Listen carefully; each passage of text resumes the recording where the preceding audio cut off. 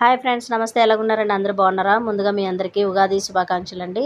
Ugadi special కదండి, అందుకని ఉగాది పచ్చడి తయారు చేస్తున్నాను. ముందుగా ఒక బౌల్ తీసుకోవాలి, అందులో బనానాస్ వేసుకోవాలి, అలాగే కొద్దిగా బెల్లం కూడా వేసుకోవాలి. బెల్లం తురుము వేసుకున్న తర్వాత అందులోనే కొంచెం పుట్నాల పప్పు కూడా వేసుకోవాలండి. పుట్నాల పప్పు అంటే తెలుసు కదా, వేపించిన పప్పు. అలాగే కొబ్బరిని కూడా చిన్న ముక్కల కింద కట్ చేసుకొని పెట్టుకున్నాను నేను, అవి కూడా వేస్తున్నాను. చూసారు కదా ఫ్రెండ్స్. అలాగే మామిడికాయని కూడా చిన్న చిన్న ముక్కల కింద కట్ చేసుకొని పక్కన పెట్టుకున్నాను ఫ్రెండ్స్, అవి కూడా వేసుకోవాలి.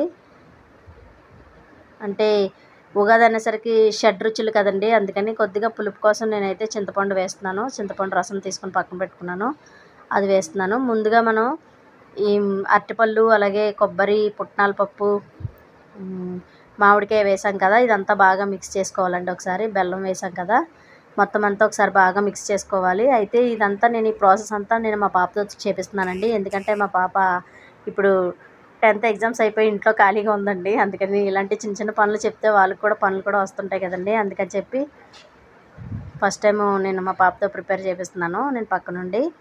ఓకేనా ఫ్రెండ్స్, చూసారు కదా, మొత్తం అంతా ఇలా మిక్స్ చేసుకోవాలి. మిక్స్ అయిన తర్వాత చూడండి, అంటే బనానా బాగా గుజ్జులా అయ్యే వరకు మనం మిక్స్ చేసుకోవాలండి. అలాగే కొద్దిగా సాల్ట్ వేసుకోవాలి, అలాగే కొంచెం కారం కూడా వేసుకోవాలి ఫ్రెండ్స్. కారం ఎందుకు వేస్తున్నానంటే ఇది షడ్రుచులు అంటారు కదండి, 7 రుచులు కంపల్సరీ వేసుకోవాలి కాబట్టి నేను వేసాను. అయితే ఇంకా చాలామంది ఇందులో ఫ్రూట్స్ వేసుకుంటారు, డ్రై ఫ్రూట్స్ వేసుకుంటారు, కానీ నేను అవన్నీ ఏమీ వేయలేదు. అయితే నా దగ్గర ఉన్న ఐటమ్స్తో మాత్రం నేను ప్రిపేర్ చేస్తున్నాను ఫ్రెండ్స్. చూడండి, మీరు కూడా ఒకసారి ట్రై చేసి చూడండి ఫ్రెండ్స్, కంపల్సరీ చాలా బాగుంటుంది. అలాగే కొద్దిగా చింతపండు రసం తీసుకున్నాం కదా, కొంచెం వేసుకుందాం ఫ్రెండ్స్, అది కూడా వేసుకొని బాగా కలుపుకోవాలి. ఈ పచ్చడి ఒకసారి మీరు కూడా తయారు చేసి చూడండి ఫ్రెండ్స్, చాలా చాలా టేస్టీగా ఉంటుంది. అయితే మాకు ఇక్కడ హైదరాబాద్లోని అసలు ఏమంటారు, వేప పువ్వు అయితే అస్సలు దొరకలేదు ఫ్రెండ్స్. ఆ కొద్దిగా దొరికిందే వేసానండి.